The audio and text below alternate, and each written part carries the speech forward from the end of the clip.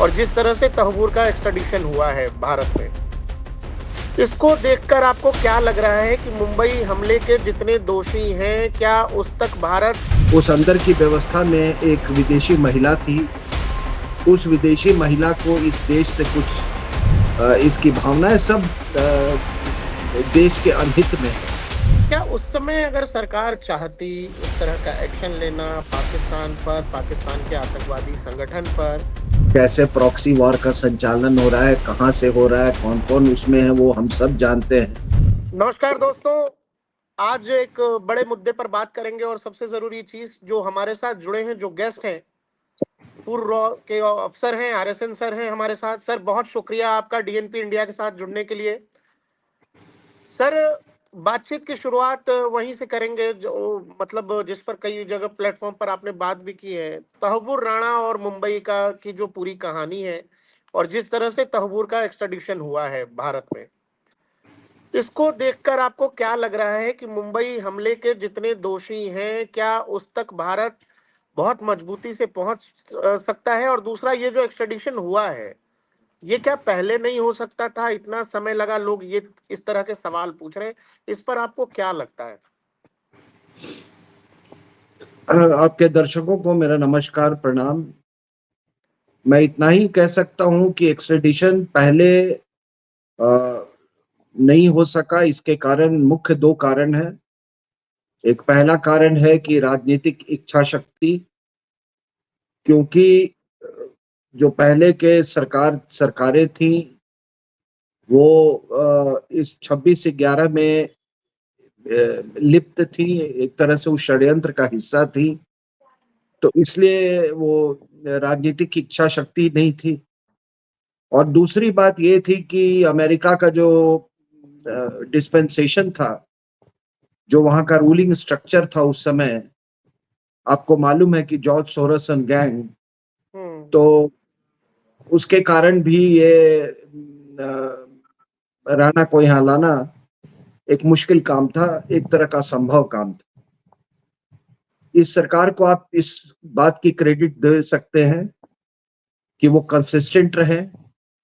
उन्होंने भरपूर कोशिश की और उसी कोशिश और राजनीतिक इच्छा शक्ति का ये ये एक रिजल्ट उनको मिला। उनका उसके फलस्वरूप एक समय आता है जिसको आप जो भी कह लें, जिसको आप कहें कि वो टिटिलेशन पॉइंट जो होता है टाइट्रेशन में, वो जो पॉइंट होता है वो एक तरह से हो गया। और ऐसा ही जिंदगी में भी होता है, आप प्रयास करते रहे और प्रयास कभी ना कभी रंग लाता है, और वो लाया। जब अंतर्राष्ट्रीय समीकरण बदला, ट्रंप एडमिनिस्ट्रेशन आया, पूरी जो भू राजनीतिक व्यवस्था है उसमें एक बिल्कुल 180 डिग्री का बदलाव आया, तो ये संभव हो सका। तो यही दो कारण है, राजनीतिक इच्छा शक्ति और कुछ लोग जो यहाँ लिप्त थे, और तीसरा जो वो जॉर्ज सोरस, क्लिंटन और ओबामा का जो बनाया हुआ जो अंतर्राष्ट्रीय वातावरण था, उसके कारण पहले संभव नहीं हो सका। वो सब कुछ बदल गया, तो अभी उनका आना मुमकिन हो सका। ओके सर, जिस समय मुंबई हमला हुआ था और जिस व्यापकता के साथ वो था, पूरा देश रो रहा था, पूरा देश हैरान था कि भाई ये हो क्या रहा है। मैं उस समय स्कूल में था और जिस तरह की तस्वीरें मुझे आज भी ध्यान में आती हैं, क्योंकि एक होटल के बाहर ऊपर वो ब्लैक एंड व्हाइट टीवी लगी थी, उस पर मैं देख रहा था कि हेलीकॉप्टर से कमांडोज उतर रहे थे नरीमन पॉइंट या कहीं पे। क्या उस समय अगर सरकार चाहती उस तरह का एक्शन लेना पाकिस्तान पर, पाकिस्तान के आतंकवादी संगठन पर, क्योंकि वो तो हुआ मुंबई हमला और यहाँ पर लोग ये कहने लगे कि जी इसमें आरएसएस का हाथ है, इसमें जो है हिंदूवादी संगठनों का हाथ है, और पूरा का पूरा नैरेटिव मोड़ने की कोशिश की गई। बकायदा एक बुक लॉन्च भी हुआ था और जिन जो आरोपी थे उनको छोड़कर भारत में ही लोग ये ऐसे थे जो कह रहे थे नहीं जी, हमारे यहाँ के लोग जो है हिंदूवादी संगठन इसमें लिखे। देखिए, सबसे पहली बात है कि आपने इतिहास तो पढ़ा होगा और आपने देखा होगा कि जब भी किसी फोर्ट का सीज होता था या किलाबंदी होती थी, तो वो बाहर के हमले से वो किला नहीं टूटता था या उसका दरवाजा नहीं खुलता था जब तक अंदर का कोई षड्यंत्रकारी ना हो, तब तक वो दरवाजा कभी नहीं खुला है। आप तमाम इतिहास आप देख ले आप, और आप इतिहास में आप भी देखेंगे कि तब तक कोई आक्रमणकारी सफल नहीं हो सका है जब तक उसके आपके देश के या किसी देश के अंदर के लोग ने उसको न्योता न दिया हो, उसको फैसिलिटेट न किया हो, उसको मदद न पहुंचाई हो, उसको मतलब उसमें एश्योरेंस न दिया हो किसी तरह का, तब तक कोई दूसरे देश पे इस तरह जाके हमला नहीं करता। तो उसी तरीके से यहाँ जो अंदर की व्यवस्था थी, उस अंदर की व्यवस्था में एक विदेशी महिला थी। उस विदेशी महिला को इस देश से उसका कुछ लेना देना नहीं है। जो आदमी अपने जो सबसे क्रिटिकल ईयर्स, फॉर्मेटिव ईयर्स में जिसका हिंदुस्तान से कोई वास्ता नहीं हो, तो उससे आप देशभक्ति की उम्मीद नहीं कर सकते हैं। और संस्कारों में तो कोई ये एनी बसेंट या सिस्टर निवेदिता तो ये है नहीं, ठीक है। ये तो एक राजनीतिज्ञ है। इसके तार इसके विचार, इसके तार, इसकी भावनाएं सब देश के अनहित में है। और आपको तो मालूम है इसका पिता भी एक आज के अगर दौर में तो एक तरह का वामपंथी था। ये तो ये भी वामपंथी विचारधारा, ये माओवादी विचारधारा की ये महिला थी है। तो ये इसने जिहादियों के साथ वो किया कि आप कुछ ऐसा करो कि एक परमानेंट तरीके से, एक एंड्योरिंग तरीके से यहाँ पर जो हमारे दुश्मन जो है, जो हमारे सबसे बड़ी बाधा है, वो है हिंदू कंसोलिडेशन।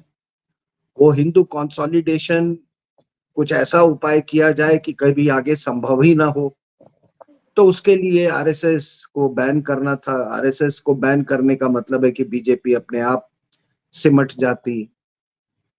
तो इसलिए इन्होंने एक जो आपने कहा कि और कार्रवाई क्या की जा सकती थी, तो आपके सवाल का मैं डायरेक्ट अभी ये जो दूसरा सवाल था उसका जवाब ये है कि क्या कार्रवाई की जा सकती थी।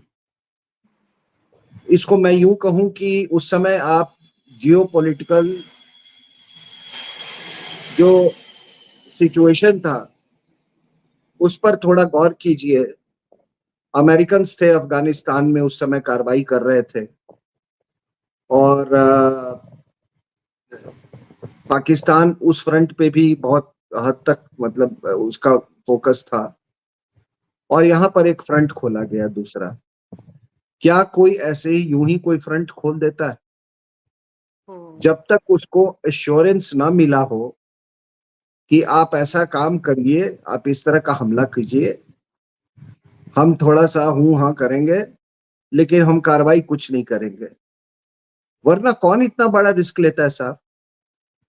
तो विदेशी महिला ने आश्वासन दिया, सरदार जी ने आश्वासन दिया, और इन्होंने एक षड्यंत्र के तहत यहाँ के जो निर्णय लेने वाले जो मुख्य लोग थे, यानी कि जिसको इंडिया का वॉर रूम आप कह सकते हैं ऐसे समय में, इस तरह का इस स्केल पे जब अटैक होता है, वो सारा का सारा पाकिस्तान में था जब ये हमले हो रहे थे।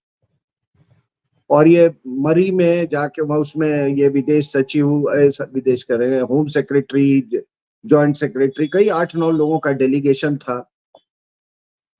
और यहाँ पर ये तो पाकिस्तान में था जब ये हमले हो रहे थे। तो ये एक मरी एक जगह कोई 60 किलोमीटर नॉर्थ ईस्ट है इस्लामाबाद से। वहां पे लोग बियर पी रहे थे, यहाँ पर हमले हो रहे थे। और हिंदुस्तान में वो शाह महमूद कुरैशी यहाँ पे था। वो प्रणब दा ने उसको प्रोटोकॉल के मुताबिक डिनर के लिए तो नहीं इनवाइट किया, लेकिन वो डिनर वो शाहिद मलिक जो था यहाँ पे पाक हाई कमिश्नर टू इंडिया, उसके घर में डिनर खा रहे थे। उसमें नेशनल सिक्योरिटी एडवाइजर भी बैठे हुए थे और हमला हो रहा था। तो आप कहेंगे कि ये लेट रिस्पॉन्स क्यों हुआ, एनएसजी को और पहले क्यों नहीं भेजा गया, तमाम इत्यादि। देखिए उनका ये था कि हमला कुछ देर चलेगा, उसके बाद ये अपने आप ही मारे जाएंगे।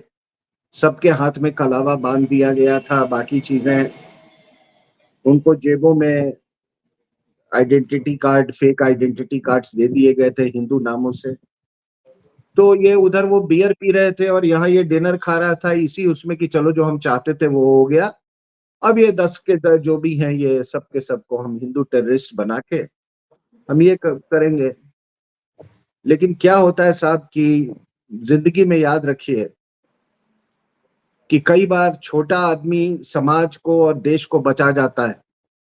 छोटे ओहदे पर आदमी जो कि आपके ओमले साहब थे, और बड़ा से बड़ा आदमी बिक जाता है।